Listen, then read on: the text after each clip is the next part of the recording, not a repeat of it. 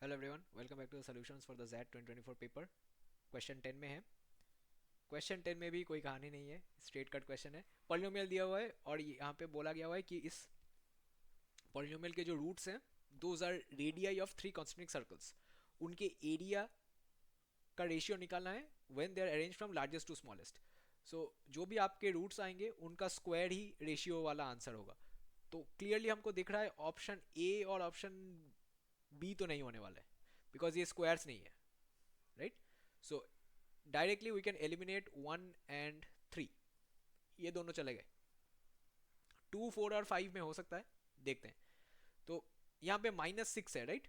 सो अगर -6 है, देन इसमें what can be the roots? +-1, +-2, +-3, +-6, right. These four could be the roots of the equation. मगर मतलब आप जब फैक्टर थ्योरम से टेस्ट करेंगे, ये फैक्टर थ्योरम का सम है, तो जो भी फैक्टर थ्योरम में आप वैल्यू पुट करेंगे, उनमें से जो कांस्टेंट टर्म आएगा वो +-1, +-2, +-3 और +-6 होगा। मतलब इसके रूट्स 1, -1 और 6 हो सकते हैं, 2, -3 और 1 हो सकते हैं। These are just examples, right. इसमें से कौन सा होगा मुझे पता नहीं है, बट टेस्ट करना होता है। ये बहुत ही कॉमन क्वेश्चन है फैक्टर थ्योरम के। क्लास 10 में भी आपको मिल जाएंगे, सीबीएसई और आईसीएसई दोनों में ही। तो यूजुअली हम लोग 1 से स्टार्ट करते हैं। तो पॉलिनोमियल को डिफाइन कर लेते हैं। P(1) निकालते हैं, कितना होगा? P(1) होगा 2 - 11 + 17 - 6। तो ये 19 - 17, 2 आ रहा है। P(-1) देखें। P(-1) आएगा -2, -11, -17, माइनस, ये तो बिल्कुल ही नॉन जीरो है। P(2) देखते हैं। P(2) में 16 -44 +34 -6, 50 -0 आ गया। तो इसका मतलब definitely x-2 is a factor, right. क्यों आया? फैक्टर थ्योरम से। ऑलराइट, ये जब निकाल लिया, देन px को फैक्टराइज कर देंगे। px क्या था? px था 2x³ -11x² +17x - 6। ये टेक्निक आप लोगों को मोस्टली पता होगा। एक लाइन छोड़ के अगले लाइन में लिखते हैं 2x² इंटू x-2, राइट। तो ये 2x³ हो गया -4x²। 11x² चाहिए था तो 7x से बैलेंस करना होगा। सो -7x इंटू x-2। x-2 तो कॉमन आएगा ही बिकॉज वो फैक्टर है। सो -7x² +14x। अब 3x और जोड़ना है तो 3 से बैलेंस करेंगे, 3 इंटू x-2। सो +3x - 6। ऐसे तोड़ेंगे तो ये ऐसे फैक्टराइज हो जाएगा, which means x-2 into 2x² -7x +3। अब 2, 3, 6, 1 इसको ऐसे फैक्टराइज किया जा सकता है। सो x-2 into 2x² -6x -x +3। तो ये दिख रहा है x-2 होगा, फिर 2x-1 होगा और x-3 होगा। तो इसका मतलब roots of P x equal to 0, ये क्या आया?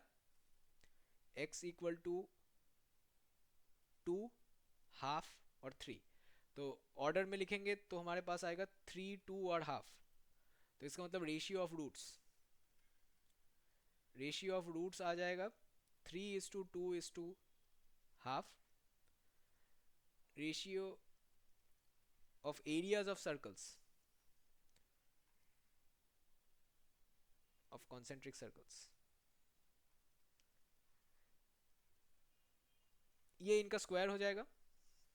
सो 3²2/2 तो इसका मतलब 9:4:1/4 इंटीजर बना लेते हैं। 36:16:1 कौन से ऑप्शन में है? 4 में, राइट।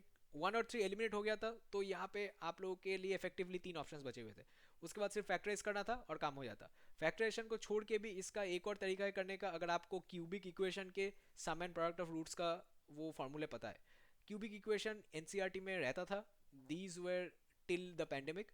उसके बाद क्यूबिक वाले सम एंड प्रोडक्ट ऑफ रूट्स को हटा दिया गया, तो इसलिए मेरे भी दिमाग में है नहीं। दिमाग में नहीं है इसीलिए मैंने वो टेक्निक यूज़ नहीं किया।